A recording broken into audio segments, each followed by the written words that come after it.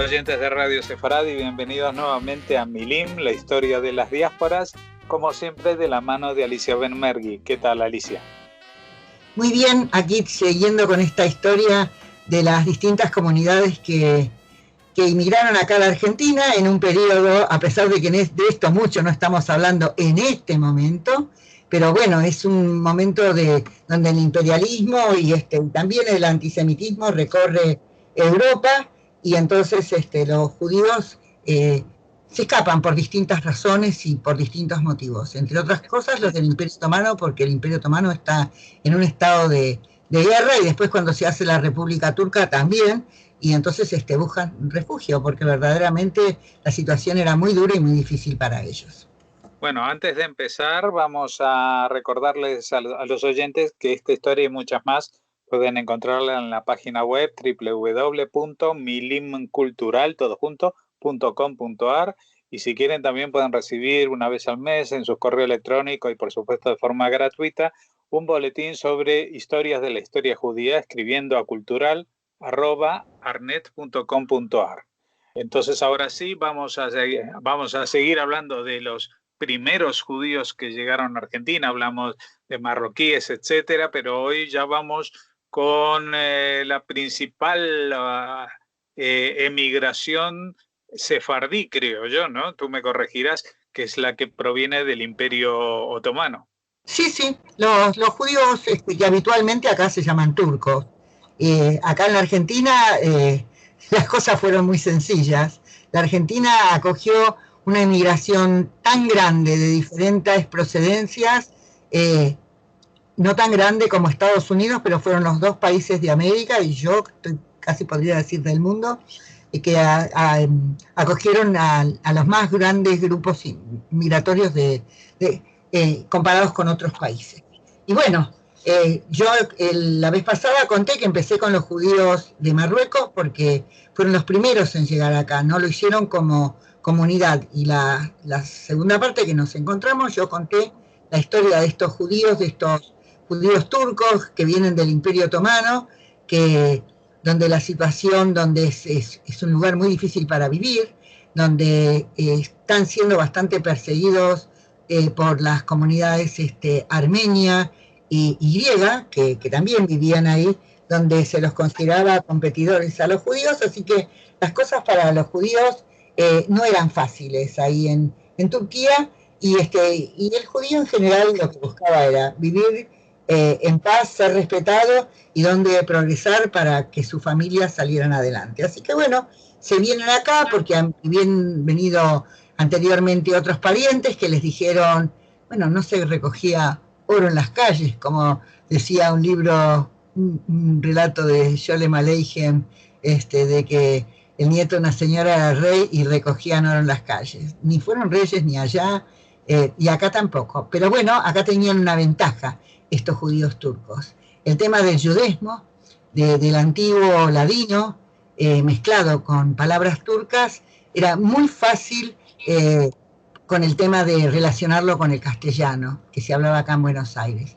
Y además, lo mismo que con los judíos de Marruecos, esos apellidos Soriano, tantos apellidos que no sonaban para nada judíos. En esa época, digamos que tampoco acá, estamos hablando de fines del siglo XIX, vivían muchos judíos ashkenazim. Esto va a ser para el siglo XX. Entonces tampoco había con qué compararlos. Esto va a ser posteriormente. Y bueno, contamos que ellos se fueron a vivir, lo mismo que los judíos de Marruecos, cerca del puerto. Esto era lo que es el centro viejo de Buenos Aires ahora, la parte más histórica. El otro día hablamos de la calle 25 de Mayo. A algunos les fue bien, a otros no, pero como comunidad fueron bastante pobres, pero igual tenían sus lugares donde rezar. Bueno, eso ya lo contamos una vez. Y ahora voy a contar la otra porción de historia. Y mientras lo estaba contando, estaba haciendo una reflexión que te la quiero comentar. En principio, se van de ahí del centro, se mudan a otro barrio, que es un típico barrio de Buenos Aires. Todavía sigue siendo un barrio de la comunidad judía. Creo que ahí, no sé si hay central de policía o de bomberos, no me acuerdo bien, la de bomberos es muy querida, ahí en el barrio, que tiene su denominación en hebreo. Así que imagínate, yo creo que vos sabés eso. Villa Crespo fue un barrio típicamente de judíos ashkenazim y de judíos sefaradíes, de judíos turcos especialmente. Y ahí hay dos templos muy lindos de la colectividad sefaradí. Y se instalan ahí. Y van a vivir, ahí eran todos barrios pobres, de gente pobre. Los primeros que vivían acá en Buenos Aires eran los inmigrantes. Yo creo que conté que la mayor inmigración que hubo acá en la Argentina es la inmigración italiana, seguida después por la española, a pesar de que hay gente que cree que es al revés. Después estaban los criollos, los descendientes de estos, los criollos que fueron mezcla de todos estos matrimonios entre italianos y españoles nacidos acá en el país. Nosotros, no sé si lo he dicho, pero no está mal que lo diga, algunos países en Europa tienen el jus sanguinis, la ascendencia de los hijos se determina por el nacimiento de los padres, es decir, si un padre es italiano, el hijo es italiano. En la Argentina no. La Argentina creo que, al igual que Estados Unidos, determinó, eran países dependientes de la inmigración, era el jus solis. Entonces la nacionalidad estaba por el lugar donde uno nace. Y en este caso es la Argentina.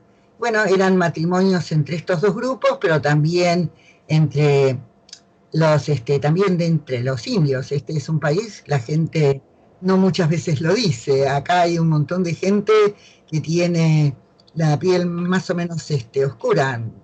Esto pasó hace muchos años. El término mestizo a nadie se le ocurriría ni pensarlo. Y los que son pobres todavía ahora se los denomina despectivamente, digamos. Estamos hablando en un momento del mundo donde el racismo es terrible. Y donde hay una pelea muy grande, y también el antisemitismo, no lo vamos a negar. Y estos descendientes de mestizos y españoles o italianos o lo que fuere, a los que son pobres se les decía, ahora no tanto, cabecita negra, o cabecita. Así que bueno, la gente vivía y había muchos conventillos. El conventillo eran habitaciones de tal vez inquilinatos, no sé, debe haber habido eso en España. Bueno, pero acá se le decía conventillos, eran antiguas casas chorizo. Las casas chorizos eran casas muy largas, con muchas habitaciones que daban a una galería o a un corredor, como se le dice acá. Y cada una de esas, y al fondo había una cocina y tal vez uno de esos baños, no me acuerdo cómo es el término, no me acuerdo cómo le dicen en España tampoco, no lo sé. Y la gente, se alquilaban por habitaciones, por pieza, como se decía acá. Y ahí, en cada pieza vivía una familia y a veces hasta dos. Eran extremadamente pobres. Y a veces, para poder pagar los alquileres, tenían unas especies como de cinturones o de alguna cosa puestas en las paredes, que se llamaban cama caliente, que eran donde dormían parados. Por eso eran cinturones, para que no se cayeran los trabajadores, que había algunos que trabajaban, que eran trabajadores nocturnos, obreros, y otros diurnos, entonces se intercambiaban. El asunto era poder juntar la plata para poder pagar el alquiler y para poder vivir.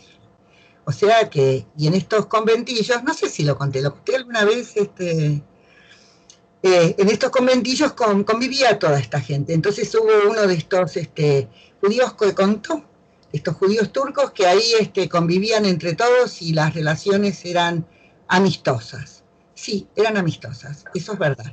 En eso Buenos Aires no fue como en Nueva York, una ciudad de guetos. Acá eran barrios abiertos donde convivían las distintas comunidades, y entonces cerca de una iglesia por ahí había una sinagoga, un shil, qué sé yo, un mis, según le llame, cada uno como le llame. Fue una ciudad abierta con distintos barrios. Bueno, Y estos judíos turcos que se van a instalar ahí van a vivir y van a hacer van a ir a rezar por ahí en el altillo de un inquilinato, en estas habitaciones muy chicas. Para 1919 se van mudando, y a pesar de que este hombre, que era de apellido Emanuel, yo estoy contando cosas de un libro que se editó acá en la Argentina, que se llama Presencia Sefaradí en la Argentina, que habla de las distintas comunidades, porque yo supongo que ustedes tienen a la gente del CIDICEF, ellos saben mucho más de todo esto que yo, a gente que escribe mucho, muy bien, habla en la radio, están los benvenistes, que son mis amigos, así que tiene mucha gente para contar. Yo estoy haciendo una especie de síntesis para que se entienda cuántas comunidades hubo acá y cómo convivieron, y el trabajo que les dio, pobres, por ejemplo, construir su primera sinagoga, porque este hombre que se llamaba de apellido Emanuel y que dijo que se llevan tan bien entre todos, también contó que en una esquina de ahí de Villa Crespo había un café que se llamaba, un boliche se dice acá, y boliche se dice acá, en aquella época se decía a los lugares donde los hombres iban a tomar, y no café precisamente, iban a tomar alcohol. Y los compadritos se paraban en la puerta. Esas son también historias de Jorge Luis Borges en sus novelas. Bueno, entonces dicen que cuando los judíos salían de la sinagoga, del rezo, de la tefilá, como dirían los judíos de Marruecos, entonces se burlaban de ellos y los trataban mal. Entonces ellos decidieron comprarse y construir su propia sinagoga, y eso lo hicieron en la calle Camargo. La comunidad sefaradí se unió, eran todos pobres. Acá hasta que hacen fortuna y les va bien, va a pasar bastante tiempo. Y entonces estoy contando que en 1919 fundan el CIS, la Comunidad Israelita Sefaradí de Buenos Aires. Y entonces deciden hacer una colecta, como siempre hicieron los judíos, mujeres, hombres, todos, para poder comprar su propio terreno y que se dejaran de mortificarlos y molestarlos. Y entonces hacen todo lo que pueden, como pueden, y finalmente logran comprar y construir más adelante su propio edificio en la calle Camargo, 870. Esto fue en 1919. Ha cumplido 100 años el año pasado. Esto fue con un gran esfuerzo.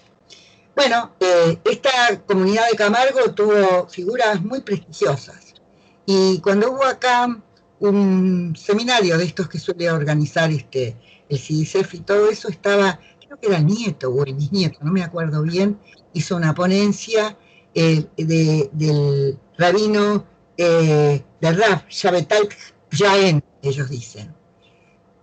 Yaén es el judaísmo, pero en realidad era de Jaén. Ahí estaba clara la ascendencia española en la aportación del apellido, y su adscripción al shabbataísmo está con el nombre, no queda ninguna duda. A veces simplemente con el nombre de alguien o con el apellido uno sabe bastantes cosas. Bueno, él fue rabino entre 1929 y 1930. Y el otro que fue también un rabino muy señero de esta comunidad, sobre todo turca, en el CISA había otros de otras organizaciones sefaradíes. Ellos estuvieron juntos por un tiempo, pero evidentemente después empezaron a dividirse, y yo después voy a explicar con qué tiene que ver esta división. El otro que fue una figura señera muy importante y muy respetada fue el rabino Ángel. Y también voy a hablar de alguien que no llegó a la Argentina, pero yo tengo los libros. Estos dos libros me los regaló una nuera de él, y estaba leyendo que hay uno que es agotado, que es uno de Mijael Moljo, un extraordinario escritor de estos judíos que cuentan la vida de los judíos de Salónica.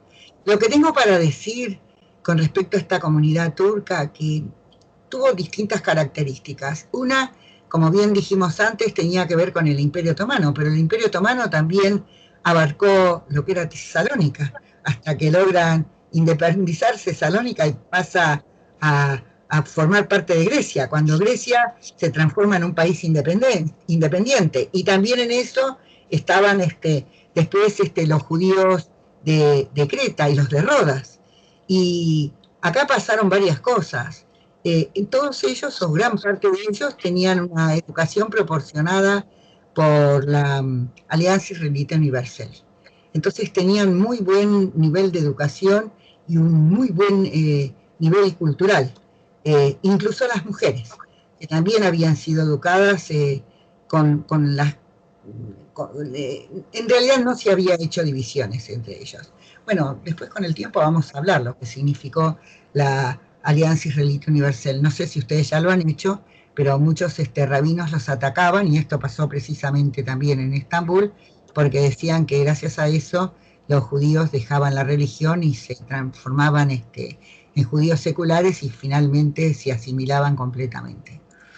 Debo decir que con respecto, ellos tenían una asociación, y esto era el CIS, para la compra de remedios y además la protección de los ancianos. Hacían exactamente las mismas cosas que los judíos ashkenazim, pero en judaísmo, en jaquetía y en lo que correspondía, porque tenían otros hábitos y otras costumbres.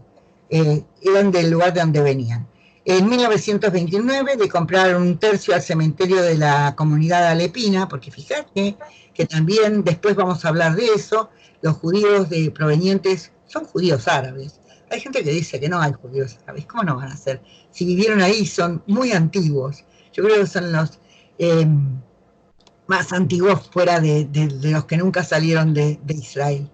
Y entonces se llamaba esta comunidad alepina, y luego se compraron otro, pero eso ya fue mucho más tarde, en Bancalari. Porque tienen sus propios hábitos religiosos, sus propios rituales, y bueno. ¿Falta mucho? ¿Tengo más tiempo para poder contar algo más? Sí, puedes contar. Bueno, yo tengo que decir que hay algo que cuando yo leo estas historias y leo estos libros, lo mismo me pasa con la historia de los judíos ashkenazim. Hay un momento en la historia de estos judíos argentinos que todas estas instituciones van a cambiar mucho. Porque yo, la verdad, no soy investigadora, no me ocupo de estos temas, sí, investigo en los temas que voy a leer y voy a contar. Yo lo que más hago es trato de difundir y dar a conocer la historia de los judíos.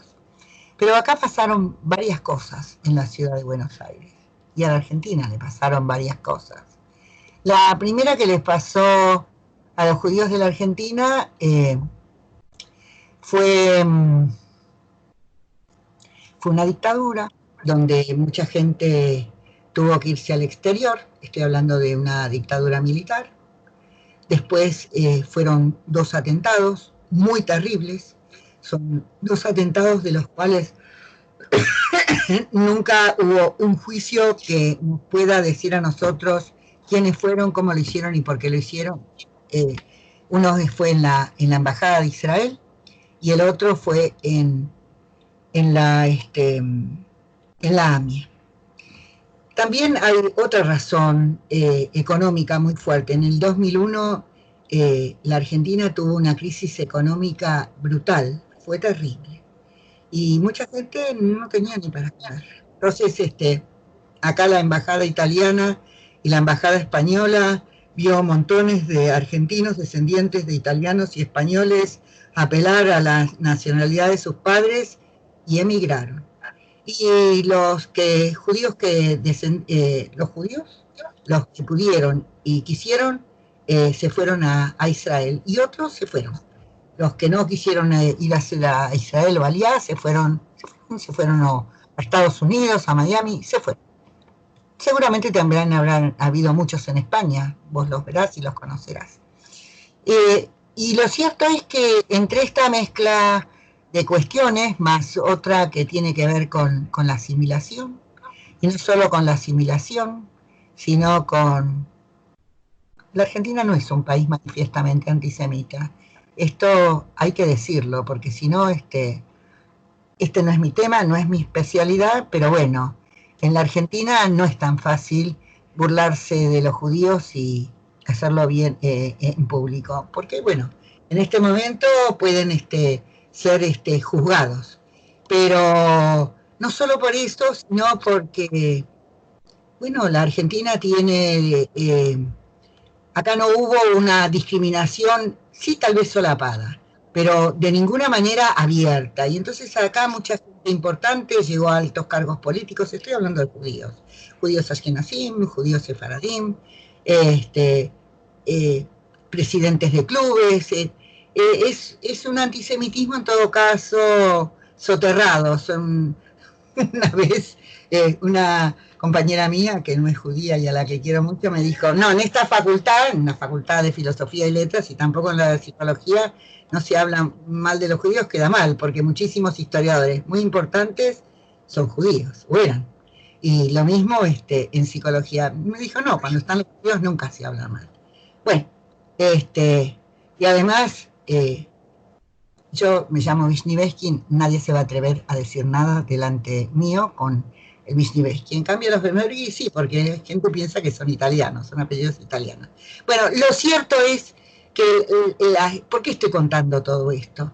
Porque la comunidad acá cambió mucho, muchísimo. Entonces se volvió una comunidad más pequeña, mucho más religiosa. Apareció toda una religiosidad que en algún momento no era más reducida, ocupaba menos espacio. Digamos que acá pasó una cosa muy curiosa. Yo tengo una amiga que es antropóloga, que no es judía, y me dio a leer un texto muy interesante y me mostró cómo los judíos de Once eran judíos seculares.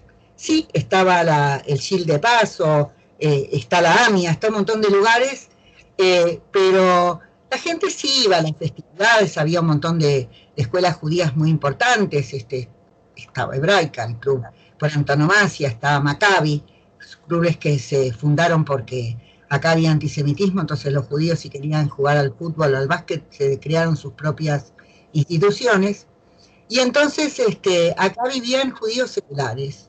Algunos eran religiosos y otros no. Y también había judíos de izquierda, era una mezcla bastante heterogénea. Lo que pasó es que en un momento dado, así como reaparece el hasidismo con mucha fuerza en otros lugares de Europa, acá en la Argentina también.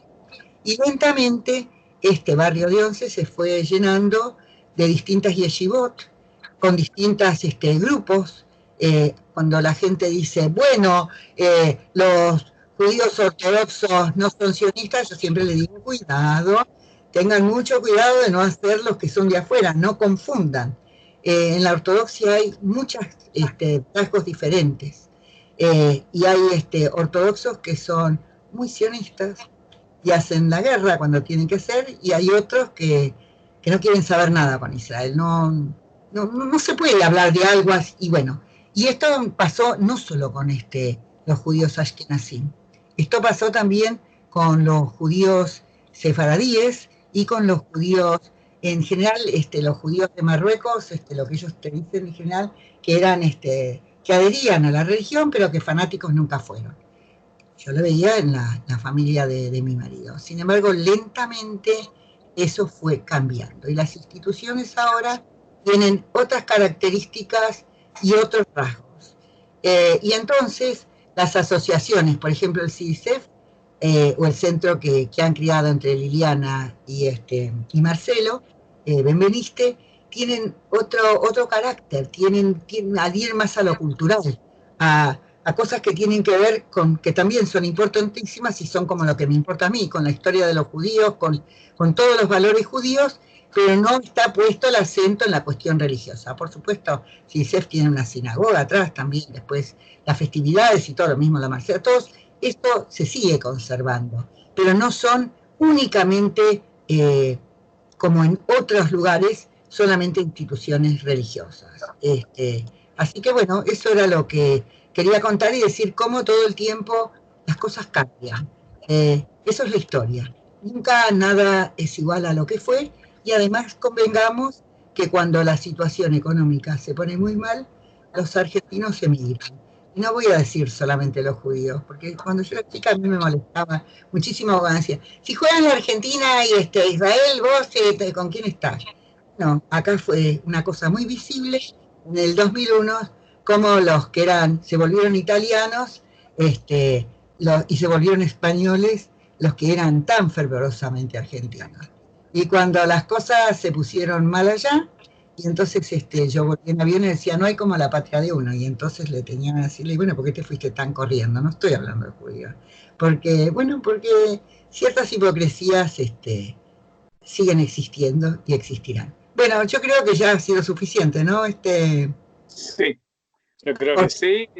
Así que nos vamos a despedir hasta la próxima emisión dentro de 2 semanas.